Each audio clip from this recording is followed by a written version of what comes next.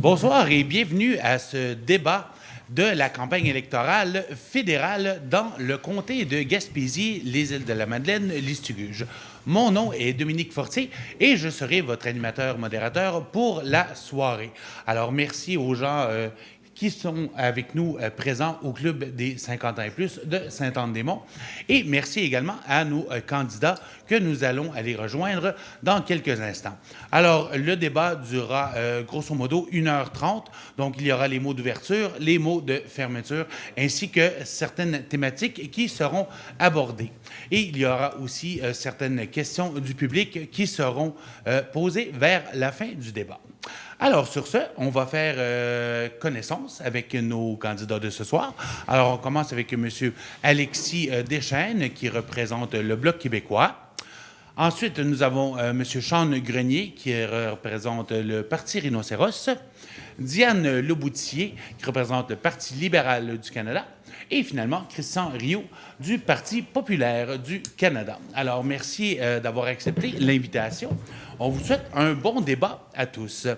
Alors, nous allons commencer immédiatement avec le mot d'ouverture. Alors, chacun des candidats pourra exprimer à l'intérieur de 2 minutes sa vision des choses pour la Gaspésie et le comté en général. Donc, le hasard a voulu que ce soit M.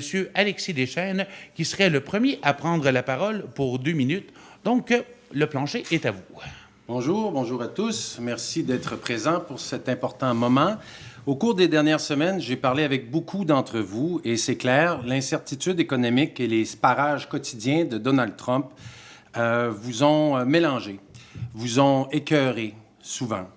Et bref, les temps sont brumeux et les gens ont besoin d'un phare. Et cette élection, à quoi sert-elle? Eh bien, d'abord et surtout, à choisir un député. Alors, le moment est trop important pour être représenté par quelqu'un qui manque d'écoute, qui a attisé la colère des pêcheurs, qui a ignoré l'industrie forestière, qui refuse des débats, qui attaque les médias régionaux, qui ment devant les caméras et qui n'a plus d'influence au sein de son parti. Aujourd'hui, peut-être plus que jamais, ça prend un bon député fédéral en Gaspésie et aux îles de la Madeleine, un député qui écoute, qui mobilise, qui agit pour sa région, pour bâtir une économie solide, pour faire face à la nouvelle réalité mondiale. La couleur du prochain gouvernement sera décidée probablement par l'Ontario. Mais peu importe qui formera le gouvernement à Ottawa, avec un Bloc québécois fort, c'est le Québec qui sera fort.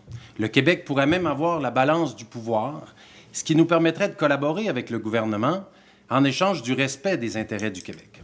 Comme député du Bloc québécois, j'aurai la liberté d'action et l'agilité requise pour attirer l'attention des décideurs sur nos enjeux régionaux et m'assurer que nous soyons considérés.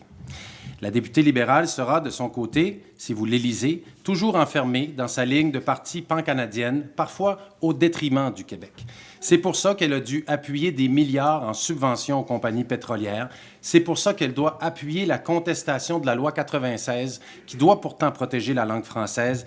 Et c'est pour ça qu'elle a dû favoriser des bateaux-usines dans les maritimes lorsqu'elle a attribué les premiers quotas de Sébaste. Merci, M. Deschênes.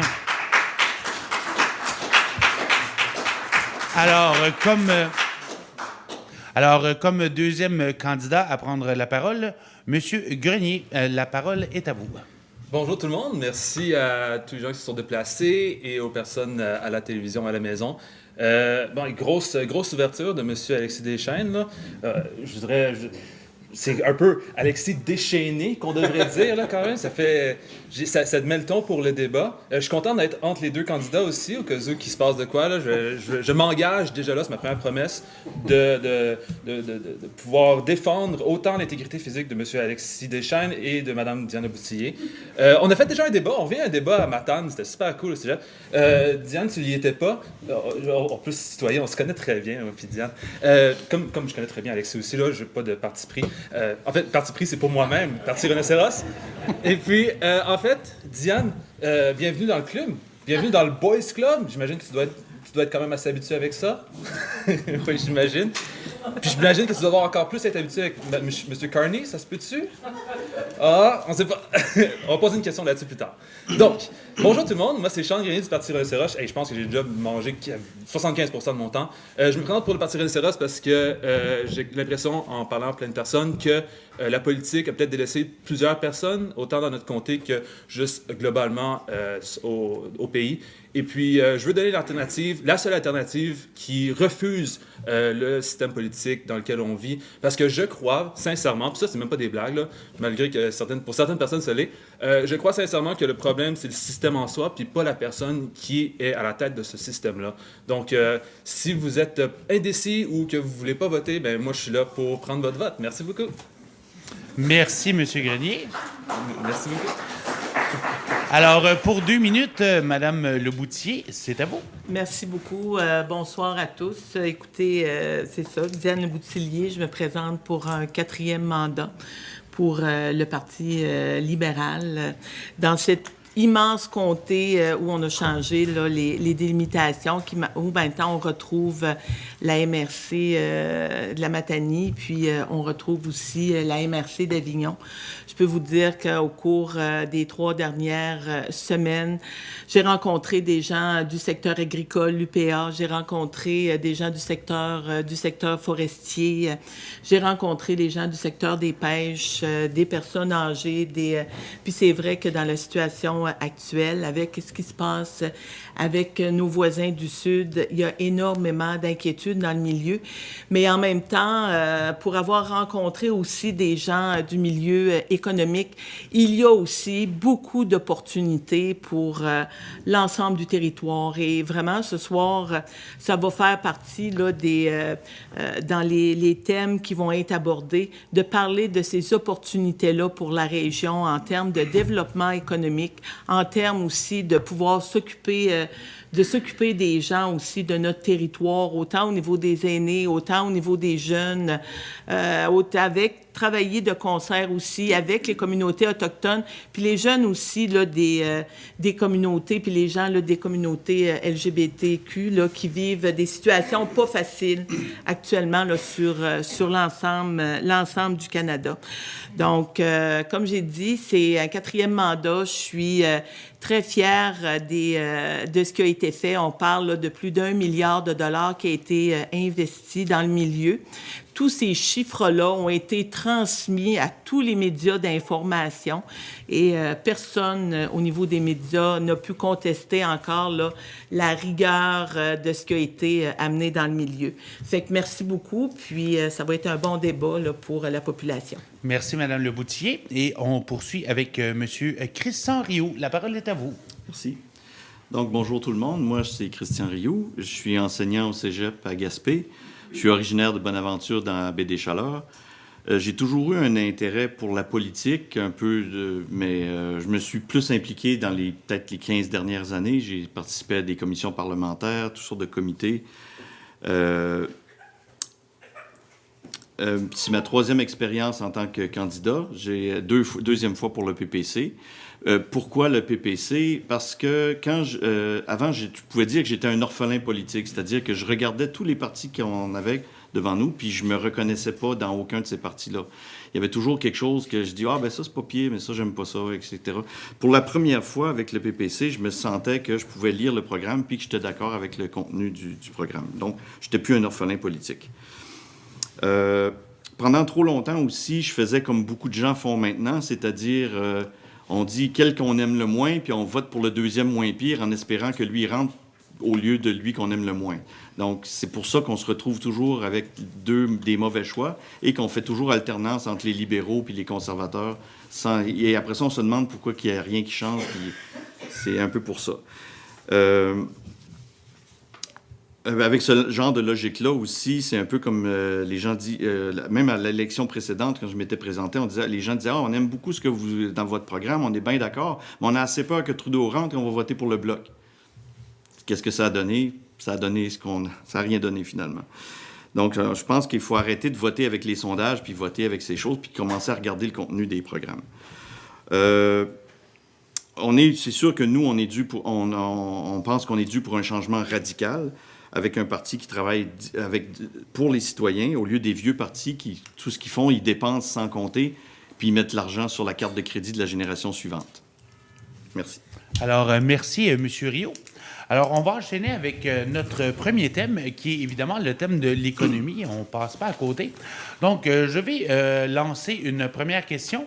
Vous aurez chacun 2 minutes pour y répondre de manière individuelle. Et tout de suite, après, on pourra embarquer dans la section débat qui durera 8 minutes. Donc, la question, de quelle façon vous allez aider les entreprises et les citoyens en cette période d'incertitude économique? Et M. Grenier, vous serez le premier à vous exprimer sur le sujet. Bonjour tout le monde. En économie, j'ai 2 minutes, mais ça ne donne pas beaucoup de temps. En économie, en fait, premièrement, au sujet de l'économie, nous autres, je suis convaincu, je suis pour la laïcité, donc tout ce qui est économie, on veut l'abolir au gouvernement parce que c'est... je suis content, il y a quelqu'un qui rit. C'est ta blonde en plus? Wow, là, il y a des conflits d'intérêts. Non, c'est... OK. Parce qu'on a le même sens du mot. Je suis content. Je suis désolé. Maintenant, pour le tourisme, c'est un grand moteur économique dans la région. Donc, j'aimerais... un plan économique qu'on a, par exemple, c'est de prendre tous les dinosaures qui sont au Madrid, puis je sais pas pourquoi les gens rient. Prendre les dinosaures au Madrid puis les amener sur l'île Bonaventure pour faire un genre de Jurassic Park pour inviter les touristes à venir. Puis en plus, les dinosaures sont pas en vie pour vrai, donc il n'y aura pas de tragédie comme il s'est passé dans le passé. Là. On a vu ça dans des documentaires. On veut nationaliser la cimenterie pour pouvoir utiliser le ciment pour nos propres besoins, puis plutôt que de l'exporter puis de le vendre ça en Chine.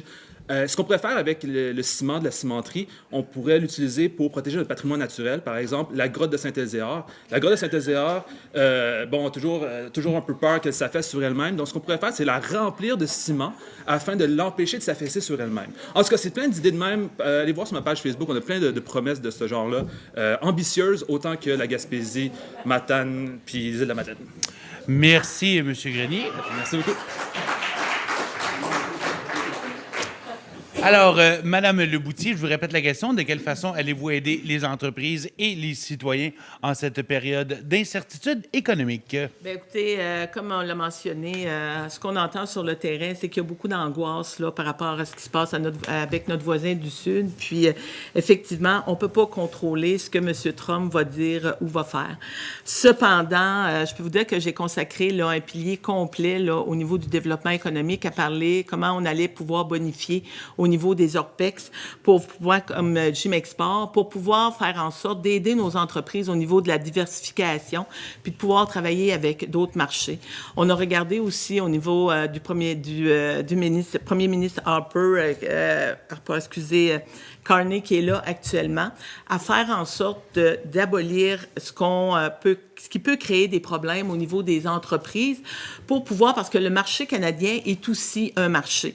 Puis par la suite, au niveau des provinces, elles vont pouvoir travailler ensemble pour vraiment faire en sorte d'harmoniser leurs règles pour pouvoir permettre à des entreprises qu'on regarde chez nous, ça fait longtemps qu'on entend parler au niveau que ce soit du gin, de la bière, même au niveau de l'industrie agricole, de pouvoir utiliser là, puis de faire affaire avec les marchés canadiens, mais aussi avec les marchés européens. D'ailleurs, jeudi, on va avoir aussi, je vais avoir un sommet sur l'économie qui va se tenir à Carleton. Dominique Leblanc va être présent, qui est la personne qui est responsable du dossier Canada-États-Unis, parce qu'il y a beaucoup de questions qui se passent actuellement dans le milieu, puis on doit rassurer les gens. Ce qu'on va faire aussi au niveau de la population, on a parlé des baisses d'impôts pour la classe moyenne.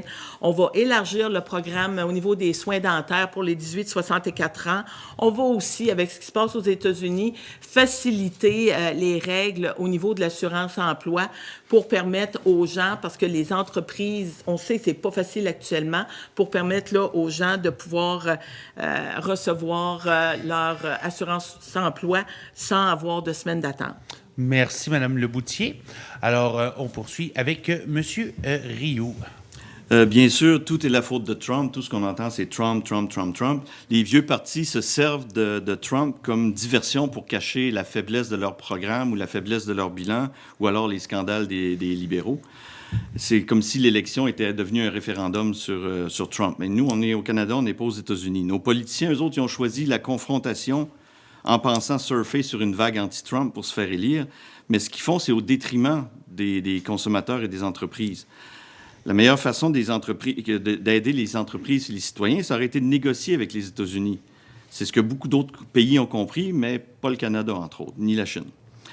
D'autres pays ont commencé à négocier, puis eux, ils négocient zéro tarif. Nous autres, on en impose déjà des tarifs, mais on s'offusque que eux autres, tout d'un coup, nous en imposent. Dans ce dossier, le gouvernement est nuisible. C'est le gouvernement qui impose les contre-tarifs. Et ces contre-tarifs-là, ce que beaucoup de gens ne comprennent pas, c'est les consommateurs qui vont les payer. C'est vous qui payez les contre-tarifs. Puis le gouvernement, lui, il empoche cet argent-là. Puis après ça, il va vous en redistribuer un petit peu en cadeau pour dire « Hey, on vous aide contre le méchant Monsieur Orange ». Mais c'est eux autres qui viennent vous chercher l'argent dans vos poches. Le but de Trump était évident, c'était de forcer la négociation pour plus avoir aucun tarif. C'est nous qui imposons des tarifs jusqu'à presque 300% sur certains produits depuis des années, alors que les Américains ne nous en imposaient pas. Fait que, il y a un seul politicien qui avait compris ce qui se passait puis qui avait proposé dès le début de négocier au lieu de choisir la confrontation, puis c'était Maxime Bernier. Merci. Merci, M. Rio. Et on va terminer sur cette question-là avec Alexis Deschênes. La situation économique est la suivante. Les États-Unis nous ont épargné relativement des tarifs. Ça aurait pu être pire. Il y a quand même des tarifs là, sur l'acier, l'aluminium, les pièces d'automobile. Mais les industries importantes dans notre région sont épargnées. L'industrie forestière, l'éolien, les pêches.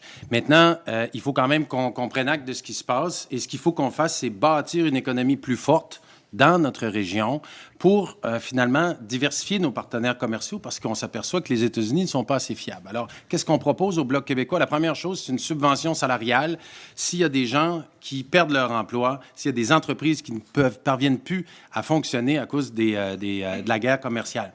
Pour le moment, comme je vous dis, les tarifs nous ont épargnés, mais ce qui est inquiétant, c'est un ralentissement économique. C'est une récession. Le marché américain, qui est quand même un de nos clients importants, pourrait être moins preneur là, pour nos différents produits. Alors, ce qu'il faut faire, c'est de diversifier nos partenaires économiques. Au niveau des pêches, ce qu'on propose, c'est d'aller chercher du financement fédéral pour des missions à l'étranger pour trouver de nouveaux débouchés pour le bois. Pour le bois aussi, on propose que le fédéral soit obligé d'utiliser le bois dans ses constructions.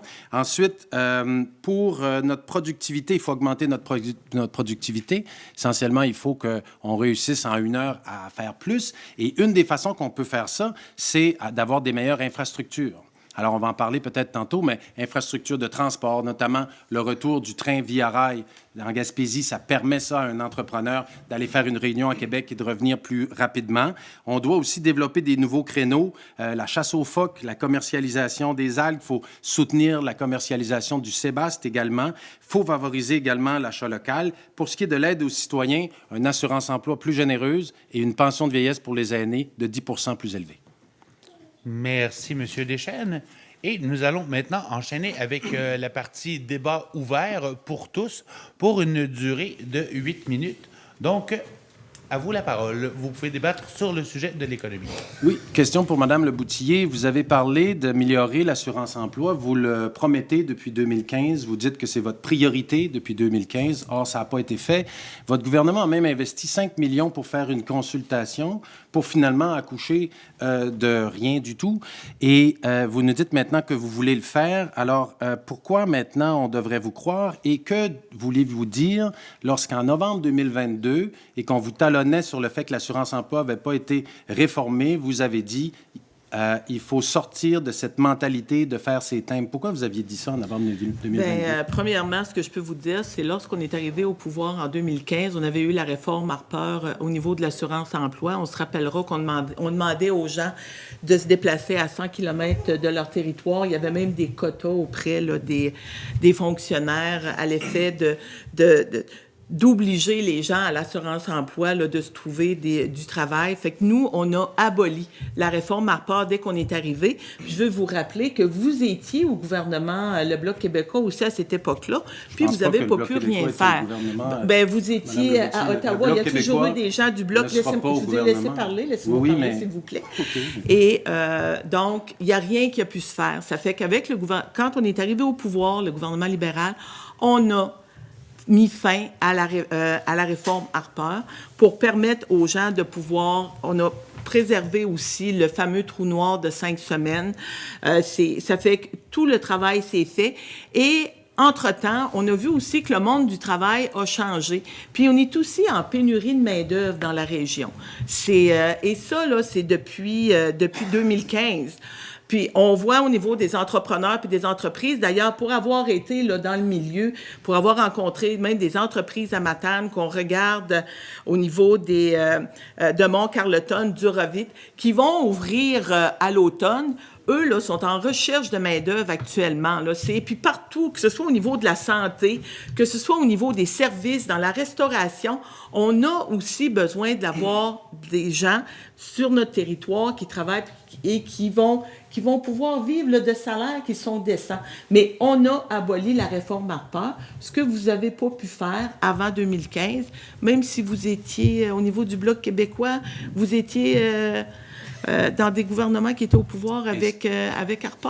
Ma question, c'était, lorsque vous avez dit qu'il faut sortir de la mentalité de faire ses timbres en novembre 2022, est-ce que vous regrettez ça? Ou pas du tout. Il faut sortir de la mentalité aussi de faire 14 semaines parce qu'on est en pénurie de main-d'œuvre dans le milieu.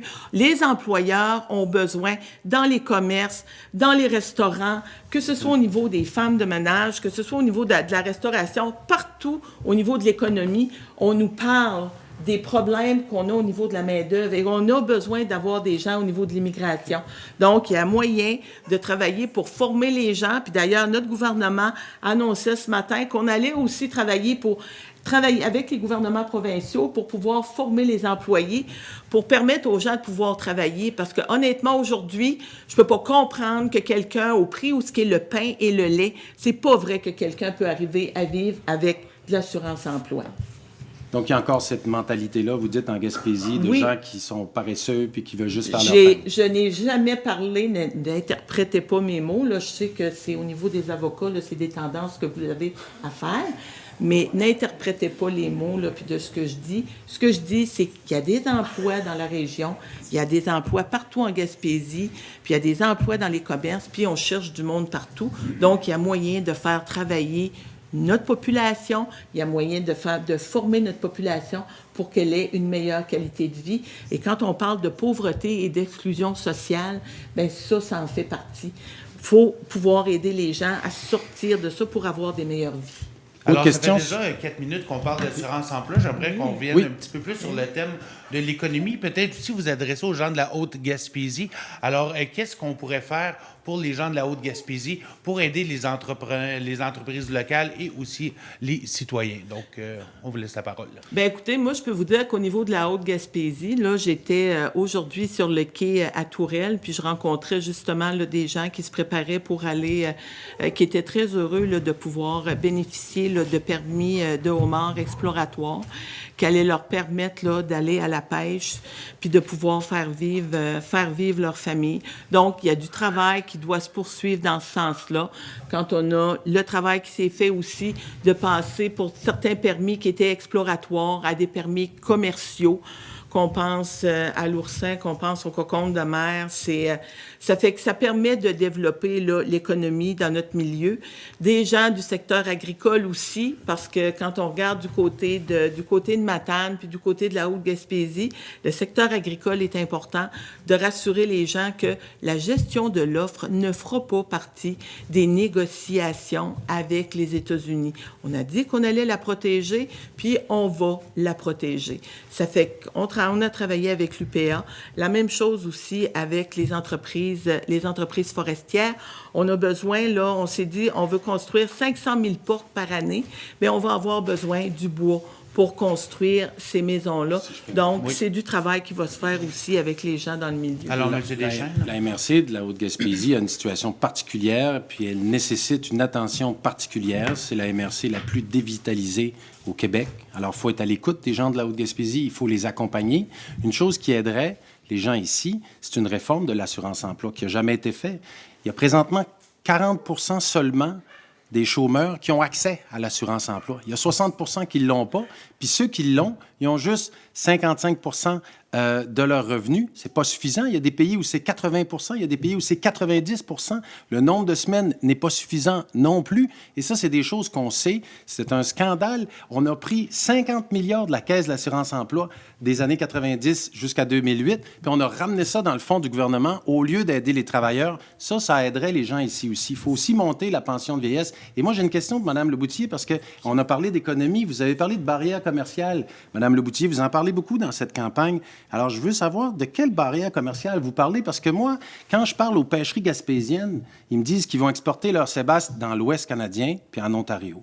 Et quand je parle à le lièvre, le moignon, ils exportent déjà leur homard en Ontario et dans l'Ouest canadien. Alors, quand vous dites qu'il faut qu'on transforme le Canada dans une seule grande économie, là, de quelle barrière commerciale parlez-vous exactement? Alors, peut-être une petite réponse rapide de Mme Leboutier, puis après Moi, ça, une réponse rapide que je voudrais donner au niveau de la Haute-Gaspésie, c'est tout le travail aussi qui s'est fait, des argents qui ont été alloués pour développer l'industrie touristique en Haute-Gaspésie.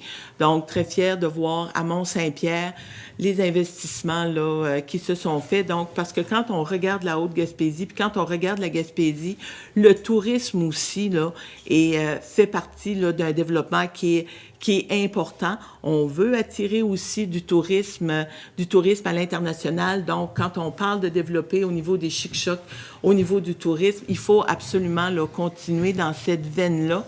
Puis, puis vraiment là, en faire profiter la Haute-Gaspésie. On est chanceux de ce qu'on a chez nous. On a un parc national avec Forillon. On a des ressources qui sont importantes au niveau du tourisme. Puis, on doit continuer là, de travailler et avec les municipalités, mais aussi avec les communautés autochtones, comme on va le faire aussi avec le secteur des pêches, avec les communautés autochtones pour créer de la richesse dans nos milieux. Merci, Mme Leboutier. Et pour clore ce segment, j'aimerais entendre peut-être M. Grenier, M. Rio, un petit 30 secondes là-dessus. Nous, dans notre programme, on dit que la gestion de l'offre doit être sur la table avec les négociations avec les États-Unis. Oui, ça a certains effets bénéfiques, mais c'est une gestion de l'offre qui est contre le libre marché. Il y a des producteurs, des fois, qui sont obligés de jeter leur production parce qu'ils produisent trop, parce qu'ils sont trop efficaces. Donc, on les pénalise. Ils n'ont pas le droit de vendre. Ils essaient de trouver des choses, mais c'est pas la bonne... Le libre marché, ça permettrait qu'ils puissent vendre leur surplus. Et présentement, avec la gestion de l'offre, ils ne peuvent pas le faire. Donc, nous, on pense que la gestion de l'offre doit être sur la table avec les négociations avec les États-Unis. Et il va falloir qu'on négocie de toute façon avec les États-Unis parce que présentement, ils sont en train de réussir à prendre des entreprises qui sont au Canada et ils sont en train de les déménager aux États-Unis. Ils sont en train de réussir à réindustrialiser. Parce que Trump, vous avez beau pas l'aimer, mais il travaille pour les Américains. Il réussit à faire des choses pour les Américains, alors qu'on n'a pas l'impression que nous, nos politiciens, travaillent pour nous autres. Ils travaillent pour leurs amis, ils travaillent pour le World Economic Forum, ils travaillent pour la Chine, mais ils ne travaillent pas pour les citoyens. Merci, M. Rio. Et en terminant, M. Grenier? Oui, une promesse pour les personnes de Saint-Anne-des-Monts. J'imagine qu'il y en a beaucoup dans la salle et à la maison. Mais avant, premièrement, je voudrais vous dire, je ne sais pas ça de quoi faire ces thèmes. Je suis peut-être trop jeune pour ça. Là. Vous autres, c'est des courriels maintenant.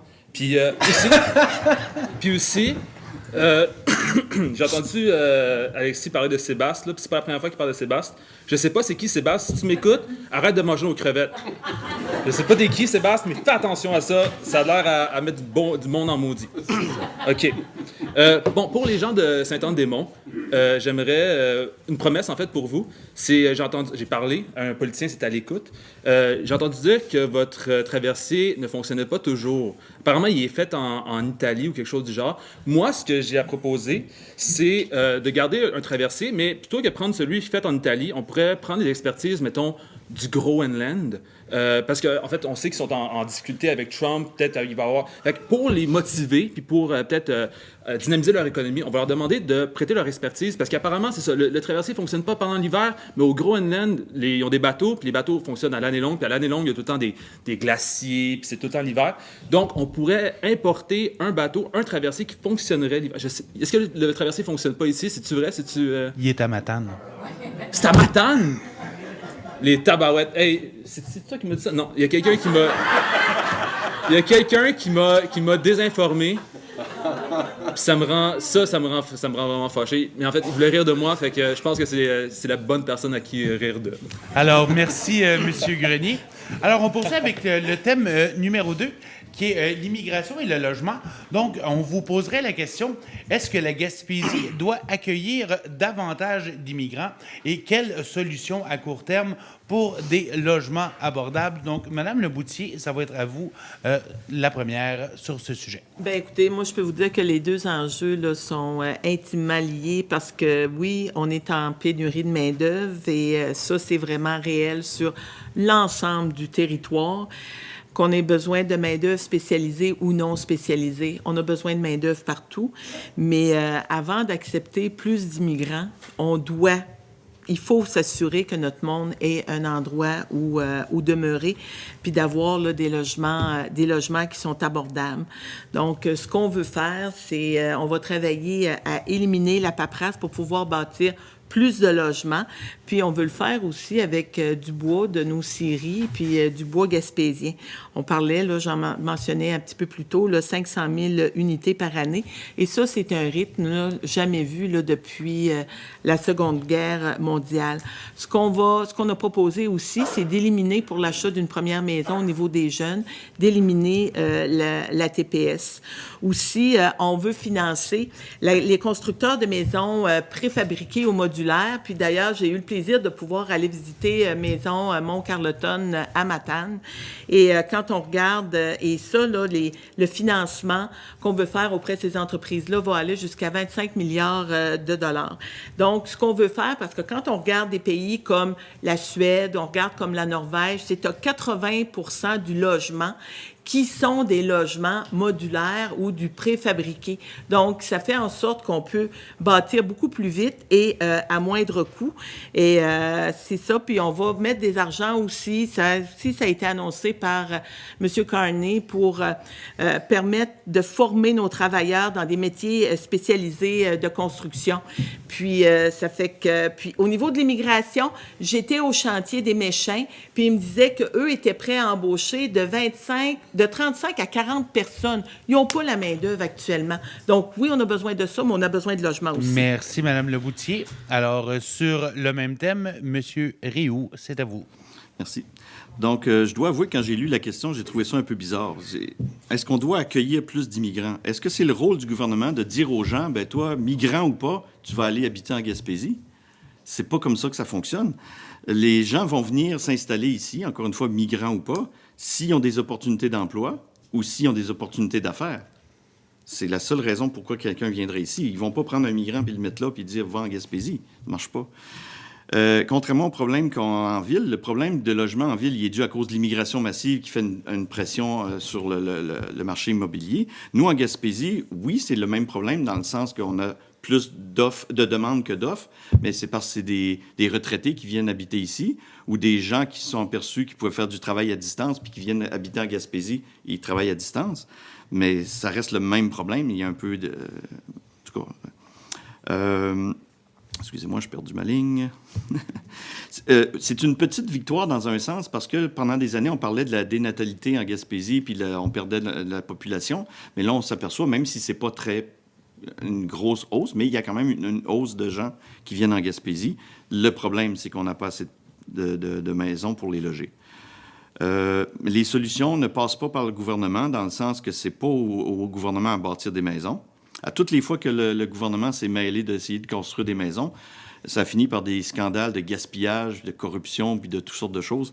J'ai fouillé pour des programmes du gouvernement. Il y a des programmes sous Trudeau, des programmes qui ont fini par construire des maisons très ordinaires qui coûtaient 1,6 million chaque, Il y a un autre programme que j'ai trouvé que 3,5 milliards, ils n'ont pas construit une seule maison.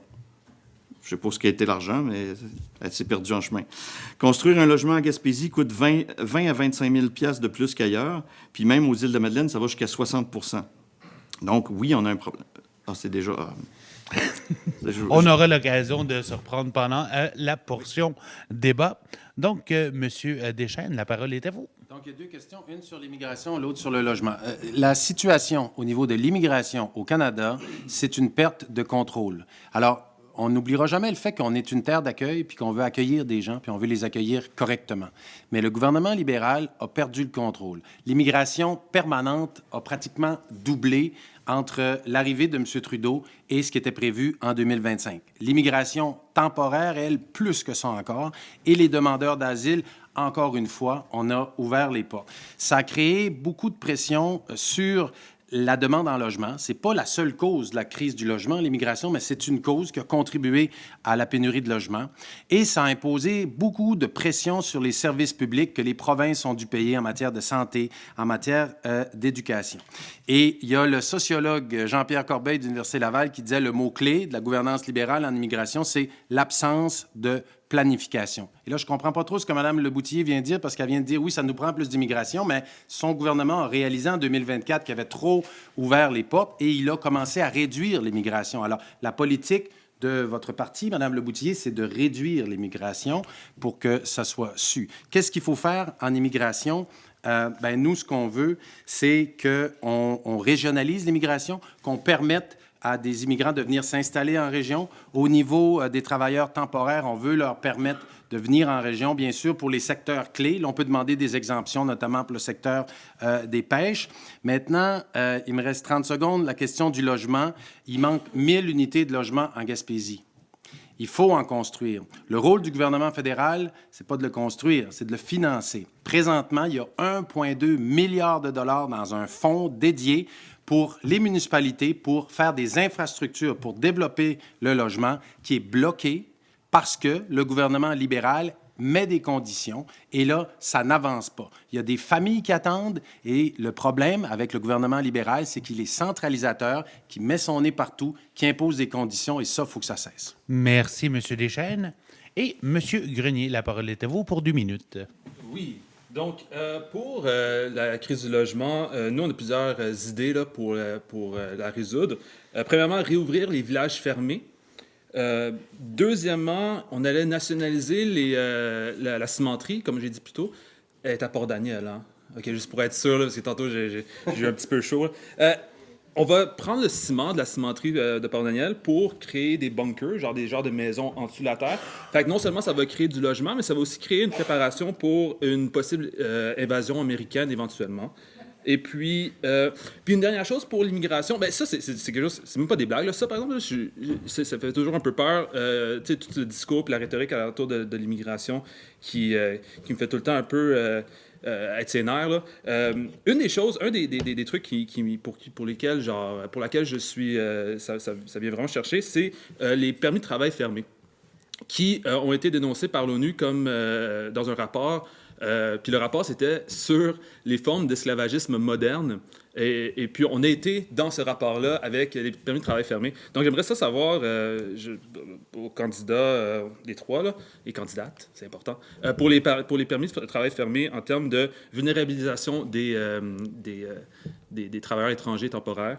Puis, s'ils seraient d'accord, si tous les contrats de travail en Gaspésie étaient aussi des contrats de travail fermés, mais pas juste pour les travailleurs temporaires, mais aussi pour tous les travailleurs de la Gaspésie. Fait comme ça, s'ils veulent changer de job, bien, on les expulse de la Gaspésie ou des îles de la Madeleine, de la Matanie, pour les faire travailler dans d'autres régions, comme on le fait en ce moment avec les travailleurs étrangers. Alors, merci, M. Grenier.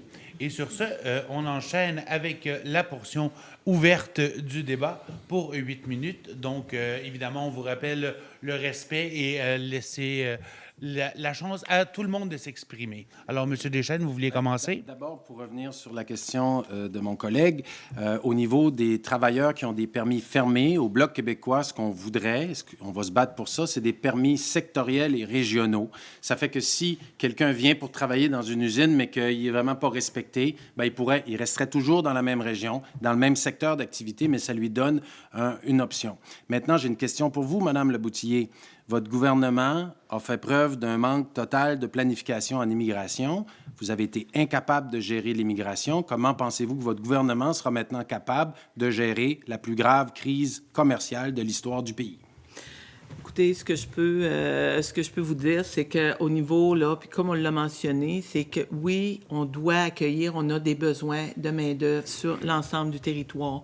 Comme on l'a mentionné, on a aussi besoin de logements pour pouvoir permettre aux gens d'avoir des accès à un logement qui est sécuritaire, pas seulement au niveau de l'immigration, mais c'est aussi la même chose, les jeunes qui veulent avoir accès à du logement, des aînés qui veulent vendre leur maison parce qu'ils veulent avoir des logements là, qui soient plus abordables là, pour eux. Donc, ce travail-là doit se faire. Mais moi, puis je sais que mon collègue à côté, il peut pas répondre parce qu'il était pas là l'année passée, là.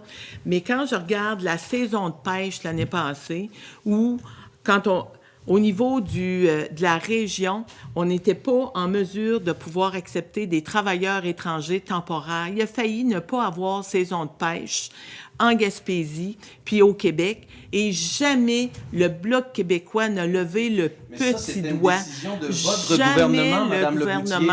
Vous dénoncez jamais la décision le gouvernement libéral de restreindre du les Bloc travailleurs québécois temporaires et de n'a demander levé des visas le aux travailleurs petit doigt mexicains. pour C'est ça que vous parler êtes en des train de faire. pêches. Alors, joignez-nous, Madame Leboutillier. Ça fait que... Mais là, je comprends là, qu'au niveau du Bloc, ils ont besoin de beaucoup de visibilité. Je comprends que monsieur est nouveau puis il n'est pas au courant de tous les dossiers. Ben, de quoi je suis pas au courant, Mme Leboutillier? Mais le secteur des pêches... Vous êtes en train de dénoncer une décision de votre gouvernement. Vous dites qu'on n'a rien fait. C'est vous qui avez causé le problème, apparemment. Et vous étiez là, vous êtes à la table du Conseil des ministres. Vous avez assisté à la décision de réduire l'immigration temporaire. Et là, après ça, nous, au Bloc québécois, on a travaillé notamment avec l'usine Léomar aux Îles-de-la-Madeleine. Joël Arsenault et Alexis Brunel-Duceppe ont travaillé pour accélérer l'émission des visas pour que l'usine puisse finalement opérer. On l'a réglé le problème aux Îles-de-la-Madeleine. Et là, vous dites qu'on n'était pas là pour régler le problème que vous avez causé. C'est ça que vous dites? Mais je peux vous dire que vous pouvez vérifier auprès des associations de l'AQIP. Puis on a travaillé, là, puis c'est pas vrai là, que c'est M. Arsenault, puis c'est pas vrai que c'est le Bloc québécois. Bien, je peux on vous dire demandera à Joël Arsenault, on va aux Îles-de-la-Madeleine. Nous, on a fait le travail. Ça va me faire plaisir. Puis je vais vous conseiller fortement d'aller voir au niveau de l'AQIP ce qui s'est passé l'an dernier dans le secteur des pêches. Puis heureusement qu'on est intervenu. Puis c'est pas un dossier où moi j'avais à intervenir. Moi, je veux travailler avec le secteur des pêches. On gère au niveau des quotas de pêche, on gère au niveau des permis, puis de l'accessibilité, mais au niveau du travail puis des travailleurs en usine, il n'y a rien qui s'est fait de la part du Bloc québécois, puis aucune question ne s'est posée en chambre. Fait que vous pourrez aller vérifier dans les notes c'est comme vous avez dit il y a 2 semaines que le Bloc québécois ne vous a jamais posé de questions en chambre, alors que vous étiez ministre des Pêches. Je vous rappelez que vous avez dit ça. Vous avez dit ça le 2 avril 2025, que jamais on vous a posé une question. Ça nous a pris 20 minutes. On a trouvé la question, Mme Leboutillier. Vous avez été questionné en février 2024. Vous avez répondu. Ça, c'est un mensonge cette fois-là. Est-ce que vous vous rétractez pour ce mensonge-là? J'aimerais beaucoup que vous regardiez aussi avec votre chef. Est-ce que vous vous rétractez pour le mensonge que vous avez fait sur les ondes de CHAU-TV devant toute la population gaspésienne? Est-ce que vous vous rétractez, Mme Leboutillier? J'aimerais beaucoup que vous regardiez avec votre chef au Bloc québécois. Alors, vous vous rétractez pas? Voté... Vous vous rétractez pas? De ne pas... C'est pas un mensonge, voté contre des investissements dans les ports pour petits bateaux. D'avoir voté ça, on va en parler. Contre des investissements sur le port de Sainte-Anne-des-Monts. Alors, on va en parler, Mme Leboutillier. Je vais en parler. Je n'étais pas là, mais je sais ce qui s'est passé. D'avoir voté Premièrement, vous vous rétractez pas. Vous avez menti devant tous les Gaspésiens à la télé. Puis aujourd'hui, vous n'êtes même pas capable de dire que c'est un mensonge. Si c'est une oubli, moi, j'ai pas de problème. Faute avouée est à moitié pardonnée. Mais là, vous ne voulez même pas revenir là-dessus. Maintenant, ça va, vous ne voulez pas vous rétracter. Tout le monde peut aller voir sur ma page Facebook. Le mensonge est évident. Maintenant, on va parler du budget de 2024 lorsqu'il y a eu des investissements pour les Ports de pêche. En effet, il y a de l'argent qui était dans ce budget-là pour les ports de pêche, puis on est d'accord avec ça au Bloc québécois.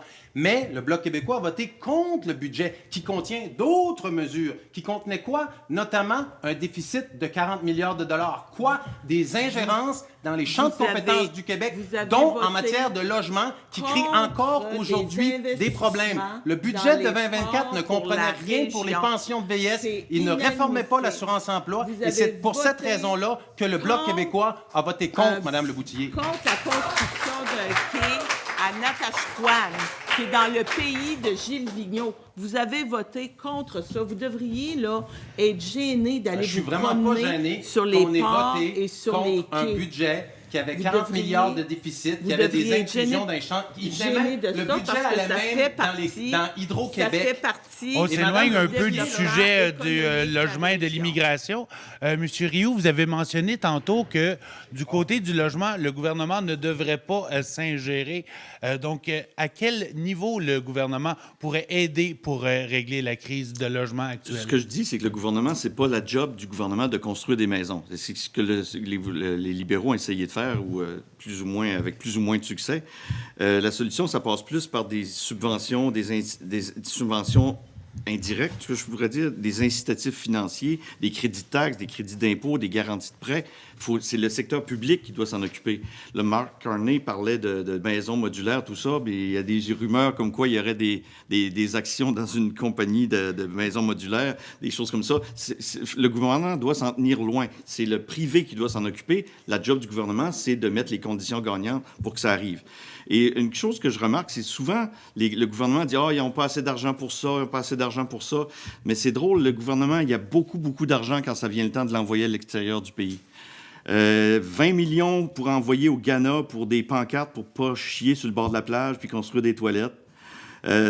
19 millions pour un déminage inclusif et durable en Ukraine pour que les femmes, les filles, les handicapés et les LGBT puissent faire du déminage. Je ne pense pas que c'est l'argent des Canadiens qui soit bien dépensé, alors qu'on en a bien plus besoin au Canada. On va commencer par régler nos problèmes avant d'envoyer les milliards à l'étranger. Et M. Grenier, peut-être les derniers 30 secondes? Un autre dernier mot de la fin. Hey, là, je sais pas trop quoi. Là. On dirait que M. Rioux est plus drôle que moi. Puis là, j'ai comme papa, maman qui se chicanent à côté de moi. J'ai peur de dire quelque chose. Je vais pas me faire crier après. Je veux rien dire. J'espère que la crise du logement va se faire rétablir bientôt. Alors, un petit dernier 10 secondes. Je voudrais terminer en disant qu'effectivement, il y a des ententes qui doivent se prendre avec le gouvernement du Québec pour le logement, mais pas seulement pour le logement. C'est aussi une question d'infrastructure pour pouvoir aider au niveau des municipalités, parce que oui, on doit construire plus de logements, mais on doit aussi mettre les infrastructures en place, là, des réseaux d'aqueducs et d'égouts là, pour permettre la construction de ces logements-là. Alors, merci, Mme Leboutillier. Alors, on poursuit cette fois-ci avec notre thème numéro 3, qui est infrastructure, justement, et environnement. Alors, on pose la question, quel type d'infrastructure le fédéral doit-il financer et qu'est-ce que le fédéral entend faire aussi pour l'environnement? Alors, M. Rioux, ce sera à vous de vous exprimer en premier. Au niveau du transport, des infrastructures, notamment les infrastructures de transport, le fédéral s'est retiré notamment des ports de mer. Avant, c'était le fédéral qui était propriétaire de ça, qui s'en occupait, la réparation, le dragage, etc. Et il a délesté ça, il a envoyé ça aux provinces. Ça s'est fait de façon plus ou moins correcte. C'est quand même pas si mal. Le Québec est maintenant gestionnaire de ça. Et quand le fédéral a transféré, il a transféré des fonds aussi qui allaient avec. Et ça s'est quand même assez bien passé. Mais, et le résultat est quand même assez bien. Mais le fédéral, c'est sa responsabilité. Et le Québec, si le Québec a de la difficulté, le fédéral doit être là, même s'il n'en est plus propriétaire, même si officiellement il n'est plus responsable. C'est une infrastructure critique, donc le fédéral devrait être là pour aider. Le train, ça a été un peu moins bien. Le fédéral, encore une fois, s'est débarrassé du train, mais il n'y a pas eu les montants d'argent qui ont suivi, ce qui fait que présentement, c'est un support plutôt symbolique. Au niveau du train dans la baie des Chaleurs, le tronçon est encore loin d'être complété. C'est Québec qui assume le coût des travaux à 94 %. Le fédéral n'a pas vraiment mis les efforts qu'il aurait dû mettre. C'est une infrastructure qui est critique. Le fédéral devrait prendre ses responsabilités et être plus que symbolique comme il est actuellement. Au niveau de l'environnement, souvent, c'est parce que je passe pour le méchant climato-sceptique. Et quand j'essaie d'expliquer ça, c'est trop long à expliquer en quelques minutes. Donc, ce que j'ai fait, j'ai décidé de laisser parler des gens à ma place. Je vais vous sortir quelques citations de scientifiques de renom. C'est pas n'importe qui, des prix Nobel, des choses comme ça. Donc, je vais vous en citer quelques-uns. Tu me diras quand j'aurai plus de... Une dizaine de secondes. Et si, voilà, je vais attendre la partie débat. Je vous relise. Alors, merci à M. Rioux. Donc, M. Deschênes, la parole est à vous. Oui, donc la question porte sur les infrastructures et sur l'environnement. D'abord, quel type d'infrastructure le fédéral doit-il financer? Le fédéral doit s'occuper de ses affaires. Donc, il doit financer les ports, il doit financer les aéroports, il doit financer le ferroviaire. Là, il s'est départi dans les dernières décennies de plusieurs choses, de plusieurs ports, le port de Matane, le port de Chandler, le quai de Baie-des-Sables, ça fait encore plus de longtemps, et le chemin de fer également. Alors, il aurait dû continuer de s'occuper de ses affaires au lieu d'aller empiéter dans les champs de compétences du Québec. Maintenant, il doit absolument, parce que nous, là, c'est notre argent aussi, l'argent du fédéral, et là, on investit dans Via Rail 400 millions par année pour faire fonctionner Via Rail, bien, il faut à tout le moins qu'ils reprennent le service le plus rapidement possible dans la baie des Chaleurs. Quant à la question environnementale, le Canada n'a jamais respecté ses engagements de baisse des gaz à effet de serre sous le gouvernement libéral. Et le gouvernement libéral subventionne à hauteur de 28 milliards de dollars en 2024 les compagnies pétrolières qui font de toute façon des profits immenses. Qu'est-ce que ça donne, ça? Ça augmente la production de sable bitumineux et ça fait en sorte que tous les gains qu'on fait individuellement et dans les entreprises pour réduire nos gaz d'émissions à effet de serre sont annulés par l'augmentation de l'industrie pétrolière, l'augmentation de la production. Il y a même le gouvernement de Mme Leboutillier a investi 34 milliards dans un pipeline Trans Mountain et c'est ce qui a permis, entre autres, d'augmenter la production de sable bitumineux. Alors, c'est quoi la solution en environnement? Bien, c'est simple, il faut cesser de subventionner les compagnies pétrolières. Ça prend une taxe sur les profits des compagnies pétrolières qu'on va investir dans l'adaptation au changement climatique. Il faut qu'on fasse une transition vers les énergies propres. Et ce qu'il faut aussi dire, c'est que les changements climatiques ont un coût. Là. Présentement, on paye plus cher nos aliments, nos primes d'assurance vont monter. Alors, c'est important également qu'on met sur pied un processus, notamment là, de tarification du carbone. Merci, M. Deschênes. Alors, M. Sean-Grenier, c'est à vous. Oui, donc, pour la question climatique, nous, on veut aussi construire un pipeline, mais ça va être un pipeline inversé. Donc, on va tout envoyer le pétrole vers l'ouest encore, mais pour qu'ils le remettent dans la terre plutôt que de l'extraire. Bon, maintenant que la promesse de blague est sortie, je vais être très sérieux en ce moment. En fait, la raison pourquoi je m'engage pour le Parti Rhinocéros puis que je me suis engagé dans d'autres combats depuis ma tendre enfance, c'est la cause climatique. Puis une des raisons pourquoi je ne crois plus au système parlementaire et le système capitaliste en soi, c'est à cause de la crise climatique. J'ai perdu beaucoup d'espoir que élire la bonne personne, ça va nous aider. J'ai 28 ans, j'ai encore très longtemps à vivre, puis j'ai plus beaucoup espoir en mon futur. On peut parler de la crise du logement, on peut parler de la montée de l'extrême droite, on peut parler de plein d'affaires, mais la crise climatique, c'est celle qui me préoccupe le plus. Et j'ai vraiment l'impression que tant et aussi longtemps que notre système démocratique est lié au système capitaliste, on va toujours vouloir extraire le plus de ressources possible, on va toujours vouloir produire le plus de trucs possible, on va toujours vouloir consommer le plus de trucs possible pour faire des profits. Puis au fond, qui est gagnant? C'est une infime partie de la population, tandis que le reste de la planète en souffre. Donc, il n'y a pas beaucoup de blagues là-dedans. Là. Je suis désolé de vous décevoir avec ça, mais c'est vraiment comme ça que je me sens. Okay? Merci beaucoup de m'avoir écouté. Alors, merci, M. Grenier. Ouais, j'ai des applaudissements, thanks. Hey, merci. Madame Leboutillier. Bien, écoutez, au niveau des infrastructures, c'est clair que c'est important là, d'investir dans nos infrastructures portuaires. C'est parce qu'on le voit là, avec les changements climatiques qui se produisent de façon beaucoup plus rapide du côté de l'Arctique. Le niveau des océans augmente. On voit ce que ça crée, là, autant au niveau du côté des pêcheurs avec les ports pour petits bateaux, mais autant là, au niveau des ports de mer plus gros là, qui ont été transférés. D'ailleurs, il y a eu des ententes avec le gouvernement du Québec au niveau des zones industrialo-portuaires parce qu'on doit quand même continuer là, de travailler à développer là, une économie. Donc, on sait que oui, ça coûte des argents supplémentaires. On le voit là, au niveau des assurances qui augmentent, mais on a besoin aussi d'investir dans nos ports puis dans nos petits ports, parce que comme on dit, pas de port, pas de pêche, pas d'économie. Là, fait qu'on doit avoir là, des infrastructures en place qui vont pouvoir aider. Au niveau en ce qui concerne le rail, moi j'ai toujours été très claire à ce niveau-là, c'est que si on n'avait pas eu de cimenterie à Port-Daniel, on n'aurait jamais eu de rail qui se serait rendu au moins là, jusqu'à Port-Daniel. Ça fait que ça permet de rentabiliser. Il y a des investissements importants qui se font. Puis il y a aussi là, un 24 km de rail qui se trouve aussi en zone d'érosion. Et ça, là, c'est des coûts qui sont faramineux, là, puis qui vont être faramineux au niveau des gouvernements. Mais je peux vous dire que pour rendre le rail jusqu'à Port-Daniel, il y a des montants importants qui ont été investis de la part du fédéral. On demeure toujours un partenaire, même s'il y a des transferts qui se font au niveau des provinces. Le gouvernement fédéral est toujours en place, puis il demeure toujours un partenaire, puis on va continuer d'être un partenaire, même s'il y a une zone industrialo-portuaire à Matane ou à Gaspé. On reste en place pour pouvoir aider, puis on travaille là, avec nos collègues au vis-à-vis. Et ce qu'on peut faire, parce qu'on peut être un gouvernement qui va être au pouvoir, et c'est ça l'opportunité aussi que ça nous donne, puis que ça ne donnera jamais au niveau du Bloc québécois, parce qu'il ne sera jamais au pouvoir. Merci, Mme Leboutier. Alors, on ouvre la portion du débat pour 8 minutes. Monsieur Deschênes. Mme Leboutier. Monsieur Rioux ensuite.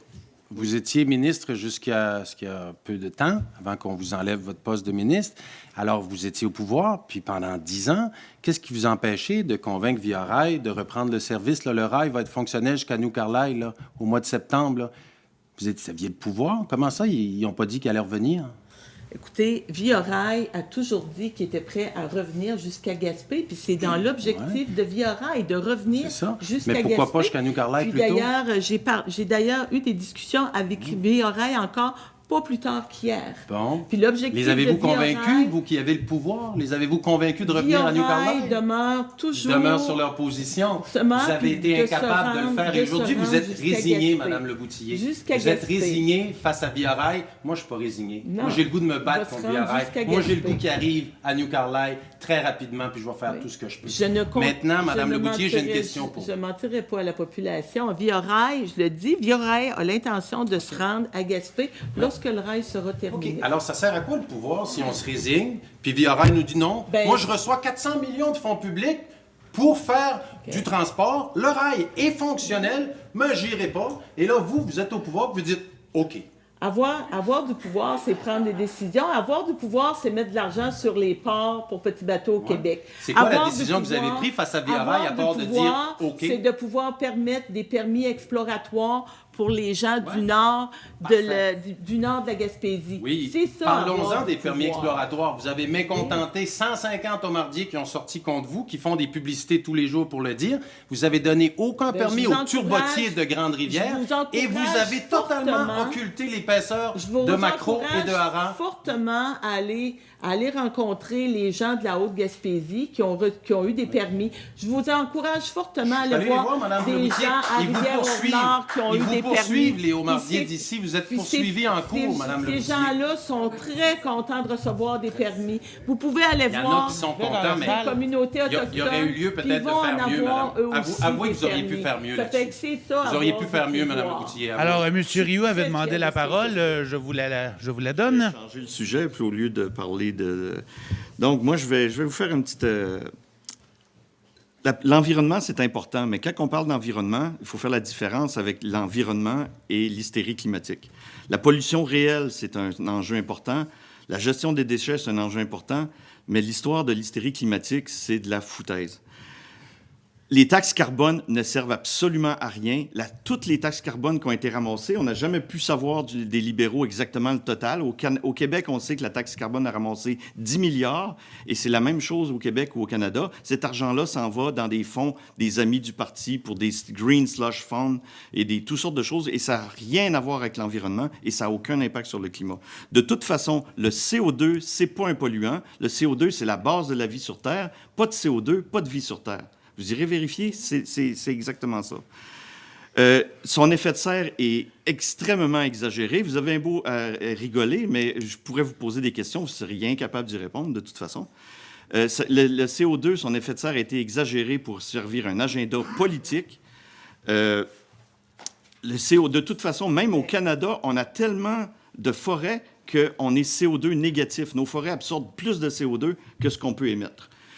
Et je pourrais poser des questions très simples. Permettez-moi de ne pas être d'accord avec Ouais, vous, parce que quand on regarde au niveau des changements climatiques, puis qu'on regarde au niveau du Golfe qui est en train de se réchauffer, au niveau du réchauffement des océans...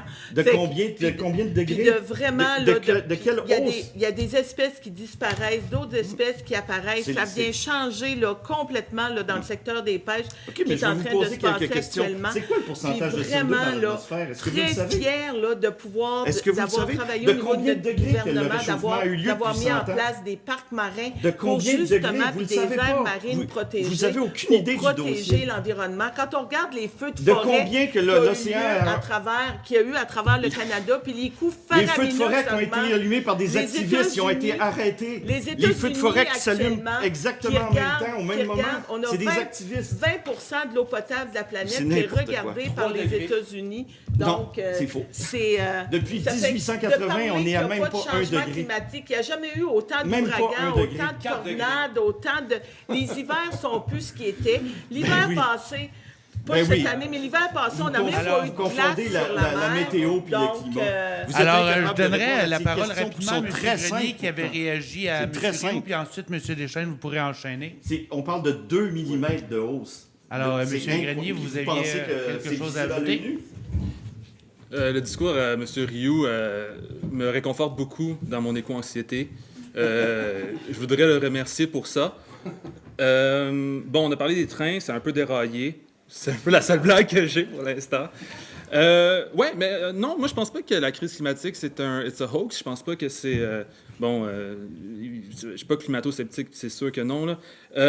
Mais en fait, je veux reprendre l'idée que en fait la cause, on peut parler de taxe carbone, on peut parler de financement pour essayer d'aider ça, mais encore là, on s'attaque pas à la cause des changements climatiques. C'est la même chose pour l'éco-anxiété.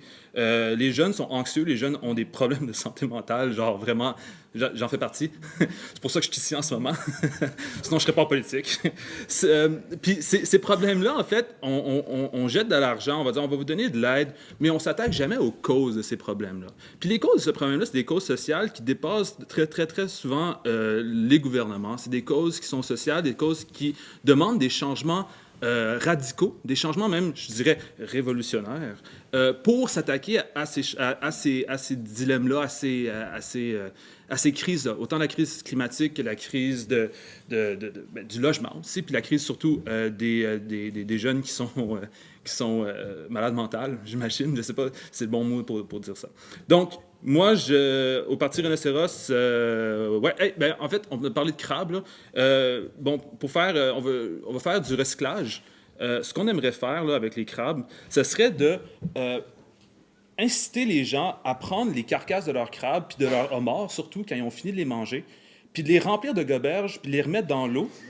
Fait que comme ça, la ressource ne s'épuise pas, puis comme ça, on va être capable de pérenniser cette économie-là. En fait, ça, c'est des idées que je lance de même. Là. Alors, M. Deschênes avait demandé la parole, et si on a le temps, M. Rioux, après, il reste une minute. Nous, au Bloc québécois, on croit au changement climatique, puis on pense qu'il faut agir. On doit réduire les subventions aux compagnies pétrolières, l'investir dans l'adaptation au changement climatique, investir aussi pour limiter l'érosion côtière.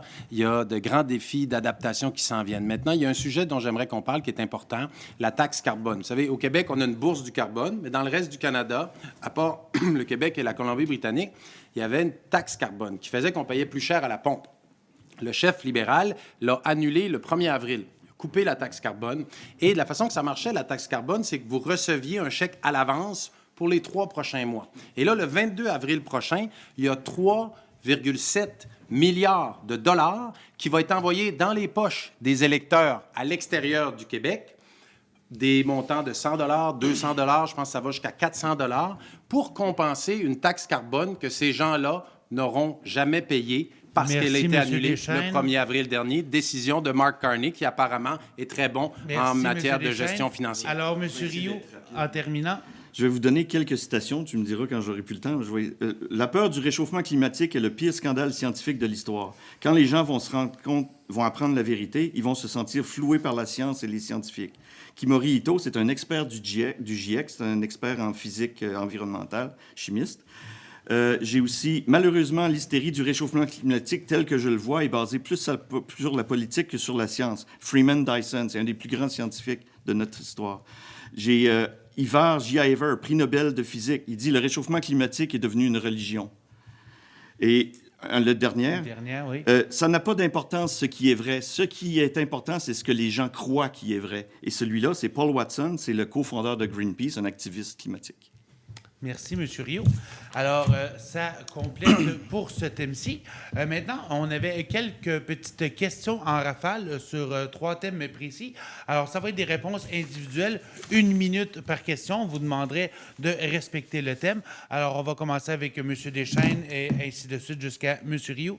Donc, qu'est-ce que vous entendez faire pour améliorer le sort de nos aînés en Gaspésie? Le Bloc québécois veut augmenter la pension de vieillesse pour les aînés de 65 à 74 ans. Le gouvernement libéral l'avait augmenté pour les 75 ans et plus. Nous, on pense que c'est discriminatoire. On pense que les aînés de 65 à 74 ans n'ont pas moins besoin d'argent que ceux de 74 ans et plus.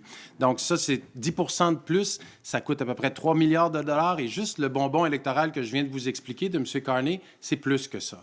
Mais le gouvernement libéral et Mme Leboutillier, qui était là en Chambre, ont voté contre ça. Alors, on verra comment elle peut expliquer ça.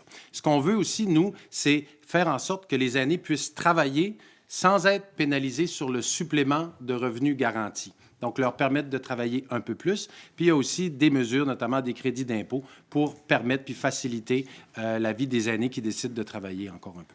Merci, M. Deschênes. Alors, sur le sujet de la qualité de vie des aînés, M. Grenier, 1 minute.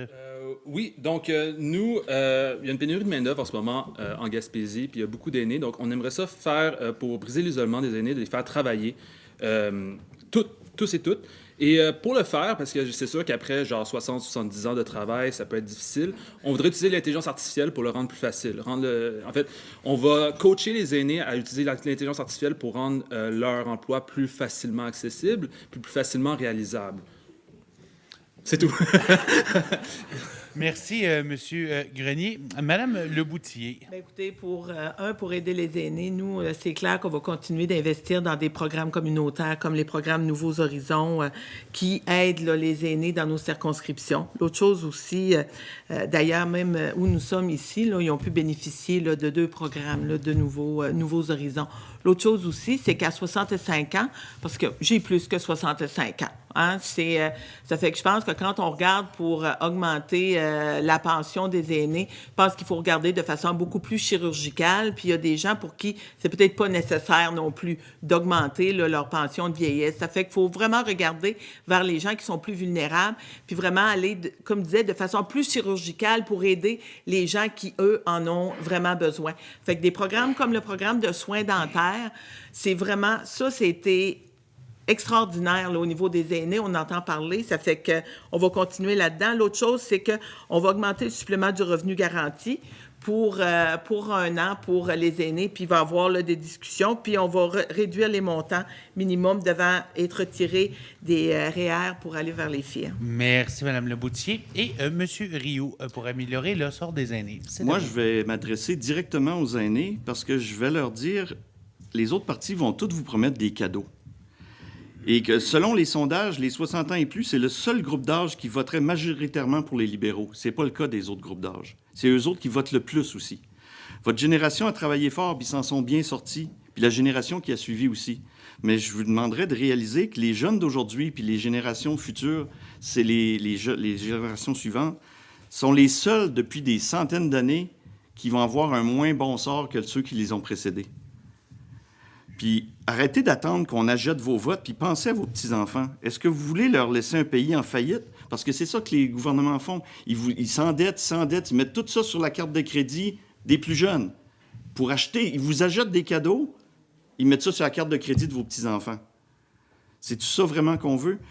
Et aussi, quelque chose rapidement, M. Rio. Oui, rapidement. Donc, si les libéraux sont élus, l'Alberta risque de quitter le Canada. C'est très possible. Et donc, on se retrouverait avec un pays brisé. Merci, M. Rio. Alors, pour la deuxième question, ça va être une question un petit peu plus ouverte sur le sujet de la protection du caribou, qui, évidemment, en Haute-Gaspésie, est brûlante d'actualité. Donc, j'aimerais simplement savoir votre opinion, votre position face à ce qui est proposé actuellement comme plan de protection du caribou. Bon, alors, en effet, je suis tout à fait au courant de cet enjeu brûlant d'actualité, notamment en Haute-Gaspésie. La zone, la ZHR, là, qui a été proposée par le gouvernement du Québec, est 5000 km². J'ai vu la carte. J'étais avec M. Bernatchez, le préfet. Il m'a montré jusqu'à quel point c'est important. Ce qu'on dit, nous, au Bloc québécois, c'est d'abord, c'est de compétence du Québec, ça. C'est pas au fédéral de gérer le caribou, c'est de compétence du Québec. Ce qu'on dit aussi, c'est au Québec de prendre le leadership. Et là, on est dû pour une solution parce que ça fait trop longtemps que ça traîne. On comprend tout à fait le ras-le-bol des gens, l'impatience des gens, et on est convaincu qu'il y a une solution pour protéger le caribou sans sacrifier des emplois. Il y a un chemin qui est possible. J'ai déjà assisté à une consultation ici, justement à Sainte-Anne-des-Monts en 2022, et il y avait des représentants de l'industrie forestière qui sont arrivés avec une liste. Je pense qu'il y avait une vingtaine d'actions qu'ils étaient prêts à faire, qu'ils pouvaient faire pour protéger le caribou et qu'ils étaient d'accord à faire. Alors, ce qu'il faut, c'est du leadership, qu'on assoie les gens, mais il y a une solution possible. Merci, M. Deschênes. M. Grenier. Oui, c'est un peu déplorable. C'est encore un exemple de comment l'économie et la préservation de notre biodiversité sont encore en clash. Bon, nous autres, on a plusieurs idées au Parti rhinocéros. C'est pas juste moi qui l'ai pensé, là, j'en ai entendu un peu partout. Premièrement, ce serait de donner le droit de vote aux caribous. Pour les entendre vraiment sur leurs opinions, puis entendre vraiment qu'est-ce qu'ils en pensent de ce qui s'est passé ou de ce qui se passe en ce moment. Il y a d'autres personnes, j'ai entendu, de les mettre dans des CHSLD, fait comme ça, ils pourraient se faire bien traiter. Et sinon, les prendre, ça, c'est quelque chose que j'ai entendu, là, c'est de les mettre dans un gros net avec un hélicoptère, puis de les emmener, puis partir avec, puis les emmener sur la Côte-Nord.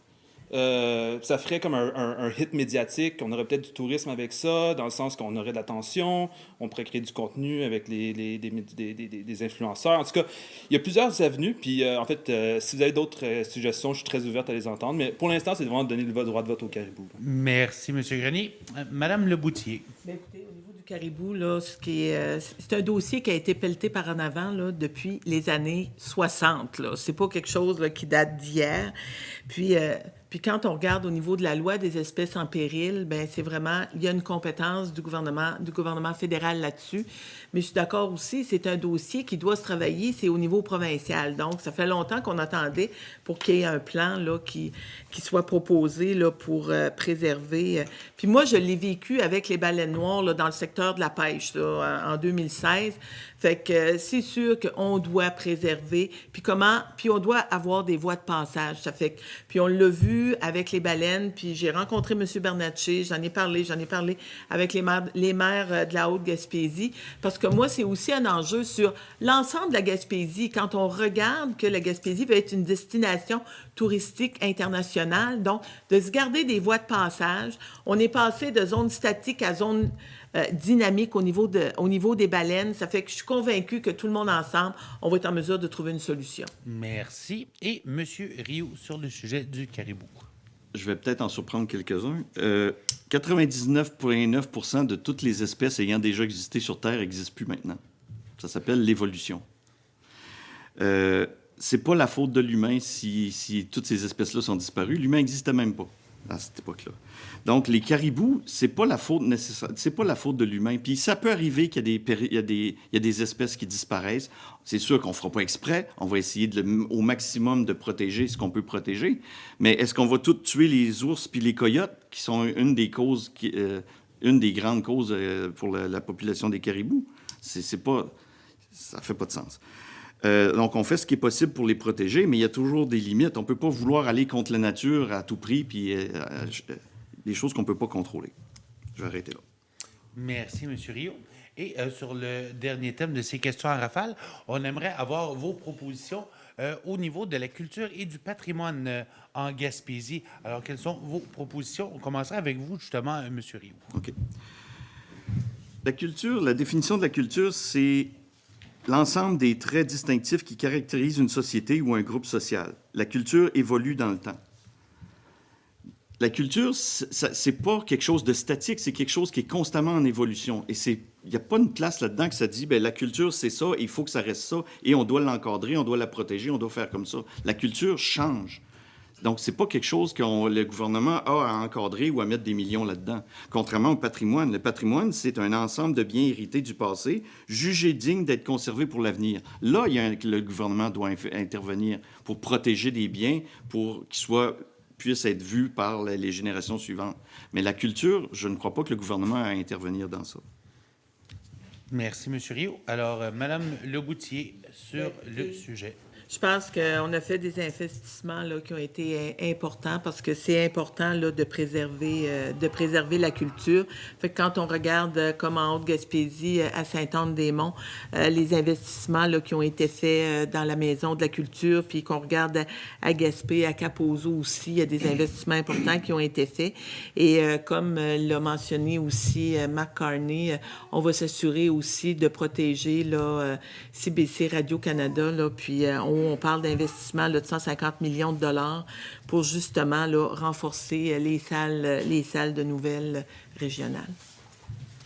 Alors, merci, Mme Leboutier. Monsieur Grenier, vos propositions en termes de culture et patrimoine. Oui, en termes de culture et patrimoine, j'aimerais prendre la question surtout sur le thème de guerre culturelle. Puis, en termes de guerre culturelle, on parle souvent des enjeux qui sont très polarisants. Et puis, vous avez devant vous en ce moment un woke. Étant donné que je suis ici, je vais me autoproclamer woke en chef. Puis on a aussi un anti-woke en Christian. Donc, la guerre culturelle, moi, pour ce qui est des enjeux trans, par exemple, il y a toute l'idée de protéger un élément fort de la culture trans au Canada, qui est une autoroute qui fait tout le Canada, qui s'appelle la Transcanadienne. Donc, on voudrait vraiment protéger la Transcanadienne afin que les anti-woke ne changent pas le nom. Puis, en fait, si jamais on veut faire une vraie guerre culturelle, Justin Trudeau a fait ça à un moment donné, il a fait un match de boxe. Là. Je vous invite à un match de boxe, M. Rio. Merci, M. Grenier. Oui. Pardon. Et finalement, sur le thème patrimoine et culture. Le Bloc québécois veut une bonification substantielle du financement fédéral pour la culture. J'ai 3 sujets dont je veux vous parler. D'abord, le phare de Cap-des-Rosiers. C'est le phare le plus haut au Canada. Malheureusement, il n'a pas été bien entretenu. Il y a moyen de le restaurer et de l'intégrer dans le parc Forillon pour en prendre soin et le mettre en valeur. Ça n'a pas été fait au cours des 10 dernières années et je pense que c'est le temps de le faire. Autre chose sur la culture qui est vraiment importante, la loi 96 qui est là pour protéger notre langue française. Vous savez, le gouvernement américain, il ne l'aime pas. Il a expliqué que c'était pour lui une barrière tarifaire. Et là, il va y avoir une négociation importante avec le gouvernement américain. Et le chef libéral et Mme Leboutier, eux, veulent en fait contester cette loi-là, la loi 96, jusqu'en Cour suprême. Alors, il est très important qu'on se tienne entre Québécois et puis qu'on défende notre langue française, parce que là, ce qui risque d'arriver, c'est qu'autant les Américains que le Parti libéral vont vouloir atténuer nos protections de la langue française. Et en terminant, Radio-Canada, on veut augmenter le financement de Radio-Canada et on propose qu'il y ait des postes de journalistes correspondants dans les secteurs qui sont moins bien desservis, comme ici, en Haute-Gaspésie. Merci, M. Deschênes.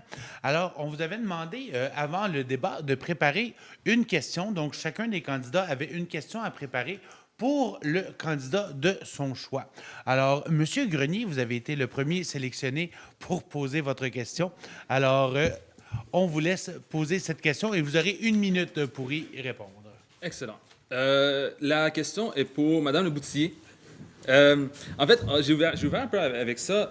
Bon, je vais parler d'une de mes propositions là, avant, pour mettre la table. En fait, j'ai vraiment peur du virage à la droite de beaucoup de partis. Et puis, pour le contrer, j'aimerais ça que la 132 soit un one-way qui partirait de Matapédia à Matane. Fait comme ça, on tourne toujours à gauche, parce que c'est fini les virages à droite. Et puis, avec M. Carney, j'ai vraiment l'impression qu'il y a un petit virage à droite au Parti libéral. Et puis, si jamais vous êtes au pouvoir avec M. Carney, puis tantôt j'ai fait une blague que c'est peut-être le Boys Club là, qui va peut-être se réaffirmer encore plus au sein de votre parti. Puis j'imagine que vous, en tant que féministe, vous êtes sensible à... Ben, j'imagine que vous êtes féministe? Oui. OK, cool. Ben, vous êtes sûrement sensible à ce virage-là vers la droite. Êtes-vous prête à dire que c'est un virage vers la droite avec M. Carney, sur le social ou économique ou peu importe? Parce que je vous lance ça, puis répondez comme vous voulez. Hein. Mais criez-moi pas après. Madame Leboutillier. Non, je ne t'écrirai pas après. Écoutez, avec M. Carney, oui, il y a on doit travailler au niveau du développement économique parce que quand une économie se porte bien puis qu'on fait du développement économique, on est en mesure de pouvoir mettre en place des programmes sociaux qui vont aider les gens qui sont plus vulnérables.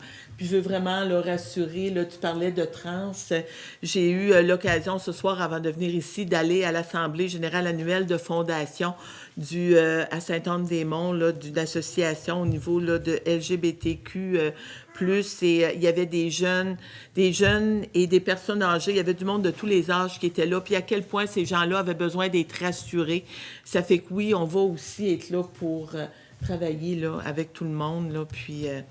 Fait que c'est ça. Fait qu'on va aussi rester... On va être dans le milieu. Vous seriez pas woke? Ben, je suis aussi woke un petit peu. Tu sais, il faut que je le dise, là, c'est... Alors, merci, Mme Leboutillier. Merci, M. Grenier, pour la question. Merci à vous. Monsieur Rioux, à qui s'adresse votre question? Ben, je vais essayer de m'adresser à Mme Leboutillier parce que tantôt, elle n'a pas voulu répondre à mes questions. Est-ce que vous savez, par exemple, c'est quoi le taux de CO2 dans l'atmosphère? C'est quoi le taux d'oxygène dans l'atmosphère? Écoutez, je n'ai pas besoin de savoir le taux de CO2 puis le taux d'oxygène dans l'atmosphère. Je sais très bien qu'au niveau des espèces marines actuellement, puis au niveau de l'érosion des berges, on le voit partout sur l'ensemble. Vous pensez que l'érosion, ça n'a jamais existé avant? Le rocher percé, il a apparu comme ça. Et ça s'est accéléré. Il y a eu avec... aucune Ça accélération. s'est vraiment accéléré avec aucune l'être humain. accélération. Donc, moi, là, je ne suis pas ici pour vous convaincre parce que vous êtes convaincus de ce que vous avancez. Puis vous êtes dans la droite. Oh, mais vous savez moi, même pas là, c'est quoi la droite, je pense. moi, je vous pensez que Carney est à droite, vous n'êtes pas en tout dedans. Je vous dis là, qu'au niveau des réchauffements climatiques, ça existe. On a plus d'ouragans, on a plus de tempêtes. On a vécu aux îles de la Madeleine, Fiona, on a vécu Dorian, on en a vécu des répercussions. Qu'il n'y a jamais eu d'ouragan dans le passé non plus. On c'est tout vit nouveau, des ça. feux de forêt qui sont immenses. Ça fait que tout est en accéléré. Puis au niveau des jeunes, il n'y a pas plus de feux de forêt, il n'y a pas plus d'ouragans. Ça a été prouvé que c'était faux. Ils sont anxieux justement à cause de toute cette propagande-là qui est ridicule. Restez avec vos idées, mais c'est moi, pas des idées, ce sont des faits. Alors, merci pour cette question. Monsieur Deschênes, c'est à vous. J'ai une question pour vous, Madame Leboutillier. Je vous demande ce soir de révéler pour quelles raisons Mark Carney vous a exclu du Conseil des ministres. Ben, vous lui poserez la question. Qu'est-ce qu'il vous a dit? Ben, vous lui poserez la question. Vous ne voulez pas le révéler aux gens? Pourquoi vous avez été exclu du Conseil des ministres? Ben, vous lui poserez la question. Je vous pose la question à vous. Vous êtes devant les Gaspésiens, les Madelinots. Pourquoi vous avez été exclu du Conseil des ministres? Écoutez, moi, là, quand je suis sortie du Conseil des ministres, quand j'ai fait ma dernière rencontre à Ottawa, j'avais fait le travail que j'avais à faire. J'ai un immense comté à desservir et c'était clair pour moi que c'était beaucoup plus facile de m'occuper de ma campagne électorale puis de ne pas avoir le travail de ministre à faire pendant la campagne électorale. Est-ce que vous c'était votre demande? Il va y avoir un prochain Conseil des ministres qui va être formé après, là, puis on va voir, c'est la prérogative du premier ministre. Mais je l'ai toujours dit, est assis à la table du Conseil des ministres, c'est un siège éjectable. Et pourquoi vous ne voulez pas révéler les raisons pour lesquelles vous avez été exclu du Conseil des ministres? Il y a peut-être quelque chose que vous savez que je ne sais pas, là, parce que je ne suis pas au courant, pas en tout. Alors, merci, Mme Leboutillier. Et nous allons terminer justement avec vous. C'est à votre tour d'avoir le crachoir. Donc, dites-moi... Ben merci beaucoup. Écoutez, ma question est pour Sean, parce que les gens, là, peut-être dans le milieu, ne savent pas, mais Sean est mon voisin. On se connaît, là, c'est vraiment la porte d'à côté, là. Ça fait que l'été, je ferme sa serre pour ses tomates. Puis moi, là, j'aimerais savoir, puis on s'est pas vu, puis on s'est pas parlé avant, puis on n'a pas... Puis moi, j'aimerais savoir vraiment, là, de chambre, pourquoi avoir choisi de représenter le parti Rhinocéros. Parce que moi, ça m'intéresse, parce que ça représente la jeunesse puis la relève. Ça m'intéresse de le savoir. Monsieur Grenier? Oui, c'est gentil de me poser cette question-là. Il n'y a pas de conflit d'intérêt là, avec Mme Leboutier, là, je vous le promets, là, malgré notre proximité géographique. Au début, je me suis présenté pour le parti Rhinocéros un peu à la blague, pour le plaisir. C'est encore une blague, là, comme vous l'avez pu le voir. Mais ensuite, en parlant aux personnes, parce que là, il faut avoir 100 signatures pour pouvoir se présenter.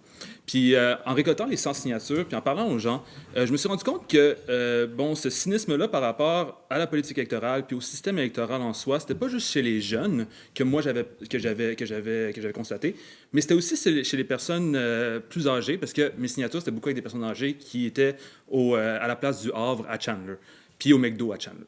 Puis eux autres m'ont dit, c'était super c'était vraiment impressionnant de l'entendre. Puis ils disaient, moi là, ça fait 40 ans que je vote, ça fait 10 élections que je vote, puis les choses semblent pas savoir améliorer. J'ai des petits-enfants, puis je m'inquiète pour leur futur, puis pourtant, pendant 40 ans, j'ai voté pour la meilleure personne que je pensais pouvoir me représenter.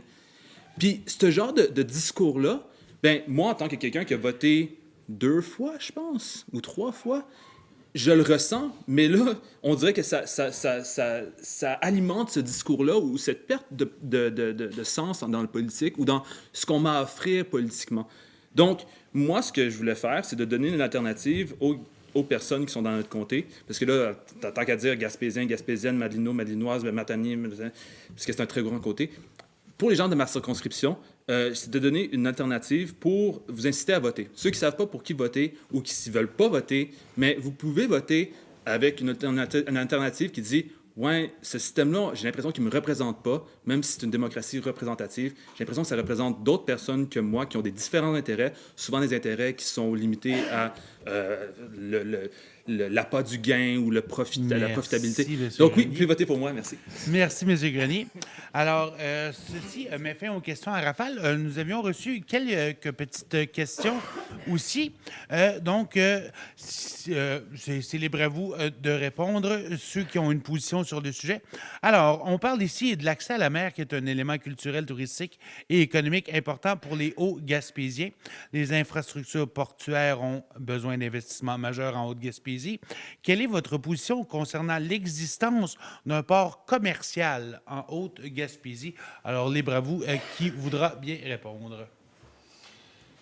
Bien, écoutez, étant au gouvernement, au niveau du gouvernement fédéral, je pense qu'il y a eu des ententes avec les gouvernements provinciaux là, pour avoir des zones industrialo-portuaires au niveau de ces investissements-là. Puis c'est sûr que je pense qu'au niveau provincial, ils vont maximiser là, au niveau des ports de mer. Donc, je pense pas que l'objectif, c'est de construire des ports fédéraux partout là, sur l'ensemble du territoire, mais c'est vraiment de maximiser ce sur quoi là, on travaille de façon conjointe là, avec le gouvernement provincial. Monsieur Deschênes, la façon de travailler, c'est d'écouter, c'est de mobiliser, puis c'est d'agir. Alors, s'il y a un projet de développement en Haute-Gaspésie, je veux en connaître les détails, je veux travailler avec vous, puis je veux faire les représentations nécessaires pour que ça puisse arriver. Monsieur Rioux, Monsieur Grenier?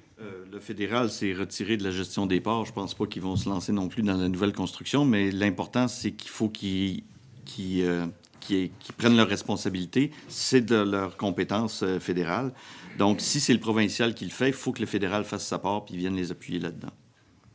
Je vais faire une blague qui va peut-être irriter Christian Rioux. Moi, j'aime pas le porc parce que c'est haram. Merci, M. Grenier. De rien. Dernière question ici. On a, quelle est votre position sur la planification de lutte à l'érosion côtière et quel serait le plan d'investissement en Haute-Gaspésie pour protéger la MRC de cet enjeu? Alors, sur le plan de l'érosion côtière. Bien, au niveau de l'érosion côtière, je vous dirais, c'est un travail qui se fait conjointement avec le gouvernement provincial. Fait qu'il y a des priorités là, qui sont établies, puis à partir de ce moment-là, bien, nous autres, on regarde, il y a des argents qui ont été investis avec le gouvernement provincial là, dans le secteur de Chlorydome. Fait que c'est vraiment, c'est un travail de collaboration qui se fait, et avec les municipalités, bien, comme on dit, il y a les champs de compétences sont là. Nous, on respecte les champs de compétences, puis on devient là, le partenaire qui va investir là, les argents nécessaires avec le gouvernement. Monsieur Deschênes? Pour l'érosion côtière, c'est un problème criant qui va être de plus en plus important. Le Bloc québécois réclame une hausse importante du financement fédéral pour contrer l'érosion des berges, mais c'est au Québec de décider comment tout ça doit s'articuler. Monsieur Rioux? L'érosion, c'est pas comme si c'était quelque chose de nouveau. Comme je disais tantôt, les rochers percés, il n'y a pas apparu là comme ça. C'est l'érosion qui fait son œuvre, c'est pas quelque chose de nouveau. Et au niveau nos ancêtres, eux autres, ils étaient juste pas assez idiots pour se bâtir sur le bord de la plage pour avoir un beau paysage. Ils se bâtissaient pas là, ils se bâtissaient un peu plus loin. Fait que quand l'érosion arrivait, c'était pas affecté.